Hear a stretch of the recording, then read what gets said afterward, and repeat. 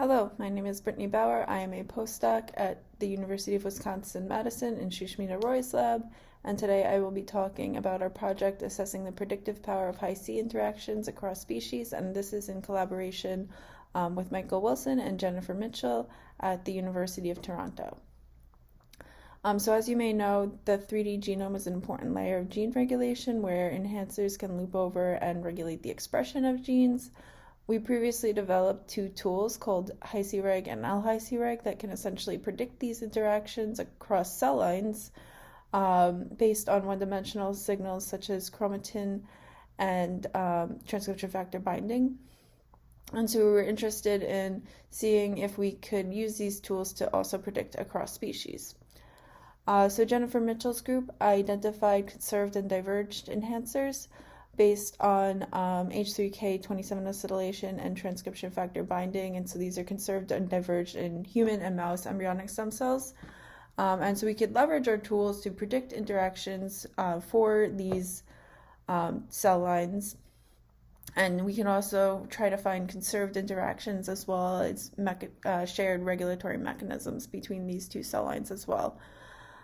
So here is kind of our setup. So we train on high resolution, high-C data in human, 1 megabase around an enhancer, and then we can do our cross-species prediction. So the cross-species would be in the mouse embryonic stem cells, but we can also test in the human embryonic stem cells, again, 1 megabase around the enhancer.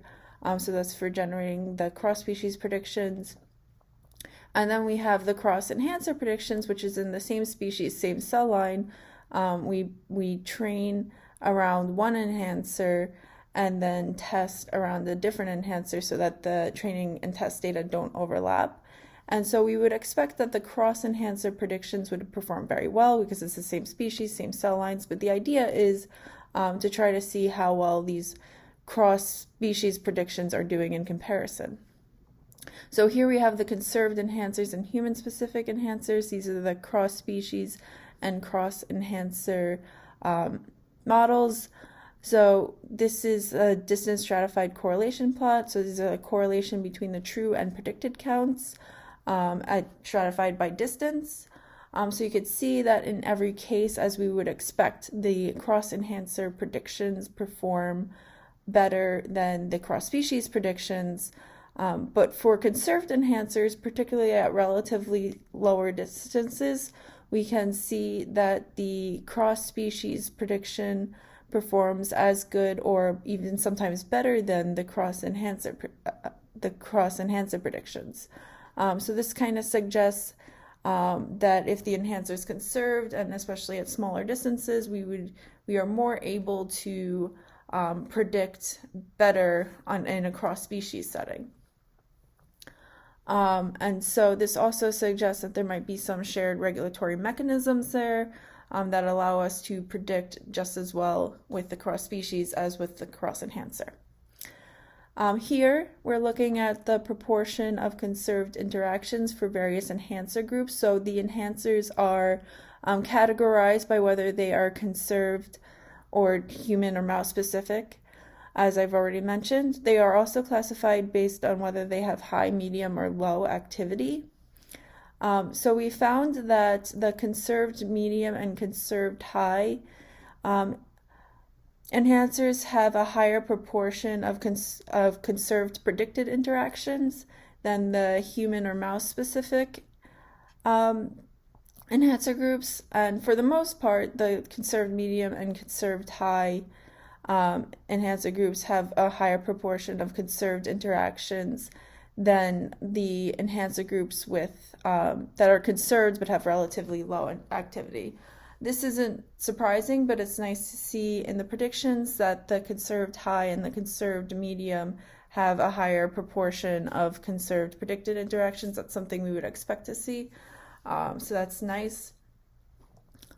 And so here, what we're looking at is, so basically what we did is we took the NHGRI GWAS SNPs and mapped them to regions in mouse.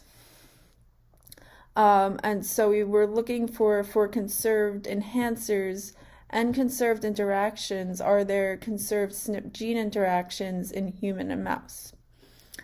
So this middle region is one such mapped region. This is a SNP that is involved in LDL cholesterol, and so we found a conserved interaction in human and mouse between that SNP and the gene. And so this gene SMARCA4 is also implicated in LDL cholesterol and heart disease. So we found this interaction in mouse, and so this is showing pretty much the same thing. You could tell it looks really similar. This is actually the human conserved SNP gene interaction between that same SNP and the SMARCA4 gene.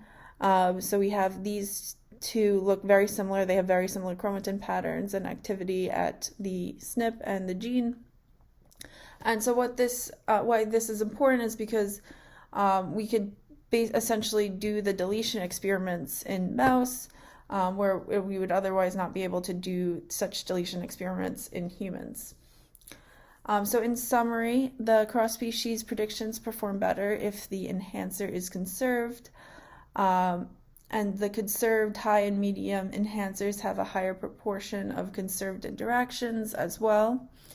And we are able to look at conserved SNP gene interactions to try to understand disease SNPs during development, and also in the future we'll be able to do deletion experiments in mouse.